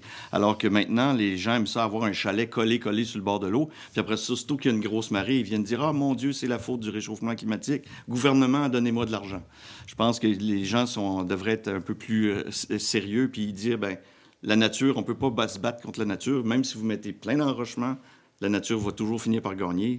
Reculez un petit peu, puis ça va être correct. » Monsieur Galli? Oui, j'ai pas trop entendu la question parce que... Sur l'érosion côtière, qu'est-ce qu'on entend faire pour l'érosion côtière? Ben moi, tous les concepts qui commencent par le mot « éros », je suis pour. Merci beaucoup, Monsieur Grenier. Et nous allons terminer ce débat avec vos mots de clôture. Alors, Monsieur Rioux, vous avez été sélectionné pour nous faire votre mot de clôture. Je vais faire ça rapidement. Donc, le PPC, c'est un parti qui est un peu différent des autres parce que c'est un parti qui est composé je pourrais dire, de gens ordinaires. C'est-à-dire que c'est pas des politiciens de carrière, c'est pas des gens qui se disent, ben ouais, je vais avoir un emploi, je vais avoir une pension, whatever. Les gens qui se présentent pour le PPC, c'est des gens qui s'impliquent parce qu'ils en ont marre. Un point commun que j'ai avec M. Sean ici. On a un peu marre des autres partis. On est des illusions des anciens partis. Et on s'implique de cette façon-là. Si j'aurais voulu avoir une job, je me serais présenté pour un des plus grands partis. J'aurais eu plus de chances d'être élu. Ce qu'on sait bien que ce n'est pas le cas. On est un parti en construction, donc graduellement, on essaie de prendre un peu plus d'espace. Moi, je vais être député pour aller brasser la cage, si jamais je réussis à être élu, pour que notre parti ait enfin une voix, un peu de voix au Parlement, aller brasser la cage, être un peu un chien de garde, un peu comme le Bloc québécois. La seule différence avec le Bloc québécois, c'est que nous, statistiquement, on pourrait être au pouvoir, eux autres, non. Mais les deux, on a un but d'être un peu comme un chien de garde. La seule différence, c'est que eux autres ont un agenda séparatiste, alors que nous, non. Mais le but derrière ça, c'est quand même d'être un chien de garde. Et pour terminer... pour montrer que notre but, nous, c'est pas aller de là pour s'enrichir, comme certains politiciens qu'on peut...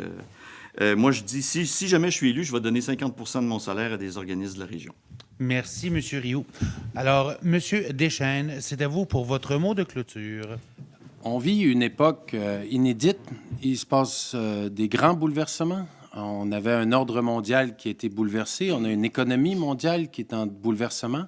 Le moment est donc vraiment important d'être bien représenté en Gaspésie et aux Îles-de-la-Madeleine. Je pense que nous avons besoin d'un bon député qui va être libre d'être votre allié en tout temps, qui va avoir une loyauté pour sa région, une loyauté pour le Québec. Alors, je vous invite à choisir le Québec, à choisir le Bloc québécois et à voter pour moi. Merci, M. Deschênes. Alors, Mme Leboutier, c'est à vous pour 1 minute. Bien, écoutez, moi, là, j'ai présenté quand même là, 3 piliers actuellement au niveau, quand on parle là, de la stratégie de la construction navale qui va avoir là, des impacts importants avec le chantier des Méchins et le chantier Forillon à Gaspé. On doit se positionner au niveau canadien parce que le Canada est entouré de 3 océans. On a parlé de la diversification au niveau de notre économie, au niveau des PME, pour vraiment faire en sorte que nos petites PME puissent avoir accès à encore plus de marchés, puis qu'on puisse vraiment là, continuer de croître et s'occuper de notre monde avec, quand on parle de logement on va parler de logement, on va parler de pénurie de main-d'œuvre, puis l'importance là,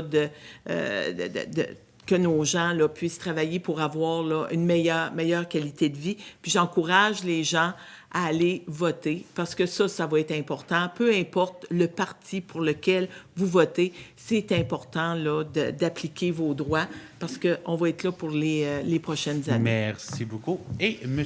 Grenier, le mot de la fin. Oui, le mot de la fin, M. Rioux vous promet 50% de son salaire. Moi, je vous promets 200%, donc je vais payer pour devenir député s'il faut. En fait, on parle d'envoyer un signal clair à Ottawa puis au fédéral pour leur montrer notre insatisfaction puis vouloir nous défendre. Je pense que la meilleure façon de montrer votre insatisfaction à Ottawa, au gouvernement fédéral, au Canada, puis même au monde entier, ce serait d'élire le premier député rhinocéros de l'histoire du Canada pour vraiment montrer votre ras-le-bol. Donc, je vous encourage à voter Sean Grenier pour les prochaines élections. Bon, si vous voulez, écoutez, regardez sur ma page Facebook, Sean Grenier du Parti Rhinocéros. Il y a plein de propositions que je n'ai pas pu discuter aujourd'hui. Donc, allez sur Facebook puis votez pour moi.